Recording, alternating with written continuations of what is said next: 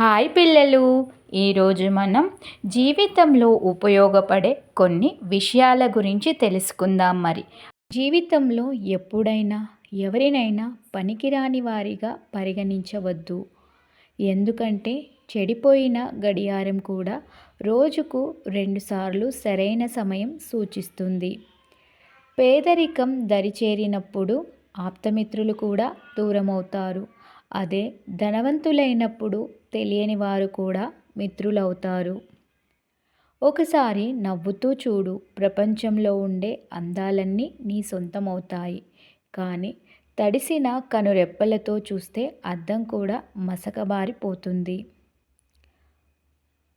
తొందరగా దొరికేది ఏదైనా ఎక్కువ కాలం మన్నిక రాదు.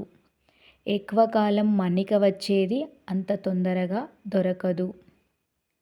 జీవితంలో వచ్చే చెడు రోజులు కూడా మన మంచి కొరకే అనుకోవాలి. అప్పుడే తెలుస్తుంది నిజమైన స్నేహితులు ఎవరనేది. మనిషికి రోగాలు కుందేలులాగా వస్తాయి, తాబేలులాగా వెళుతాయి. కానీ డబ్బులు తాబేలులాగా వస్తాయి, కుందేలులాగా వెళతాయి. చిన్న చిన్న మాటల్లో ఆనందాన్ని వెతకడం అలవాటుగా చేసుకోవాలి. ఎందుకంటే పెద్ద పెద్ద మాటలు జీవితంలో చాలా అరుదుగా చోటు చేసుకుంటాయి.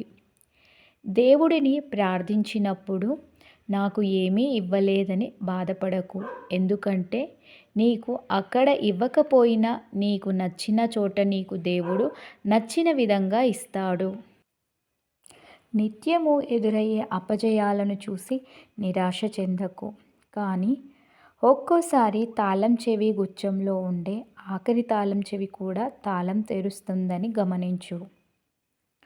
ఈ సమాజంలో నేను ఒక్కడిని ఏం చేయగలనని ప్రతి మనిషి నిరాశ చెందుతాడు. కానీ ఒక్కసారి తలపైకెత్తి చూడు, ప్రపంచానికి వెలుగునిచ్చే సూర్యుడు కూడా ఒక్కడేనని తెలుసుకో. బంధువులు ఎంత చెడ్డవారైనా సరే వదులుకోవద్దు. ఎందుకంటే మురికి నీరు దప్పిక తీర్చలేకపోయినా కనీసం అగ్గిమంటలు ఆర్పటానికి పనికి వస్తాయి. మనకు మాటలు రాకముందు మనము ఏం చెప్పబోతున్నామో అమ్మకు అర్థమయ్యేది. కానీ మనము మాటలు అన్నీ నేర్పిన తర్వాత ఇప్పుడు మాట మాటకు ప్రతిసారి అమ్మా నీకు అర్థం కాదులే అంటాం. కష్టాల్లో ఉన్నప్పుడు మిత్రుడు దూరమైనారని బాధపడకు. ఎందుకంటే నీవు ఒక్కడివే జయించగలవని వారు నమ్మినందుకు నీవు సంతోషించు. జీవితంలో హెచ్చుతగ్గులు రావడం కూడా మన మంచి కోసమే అనుకోవాలి. ఎందుకంటే ఈసీజీలో వచ్చే సరళ రేఖ కూడా మృత్యువును సూచిస్తుంది. ఈ రోజుల్లో సంబంధాలు రొట్టెతో సమానమైనవి. ఎందుకంటే కొద్దిగా మంట ఎక్కువయిందో లేదో రొట్టె మాడిమసి కావటం ఖాయం. జీవితంలో మంచివారి కోసం అన్వేషించవద్దు.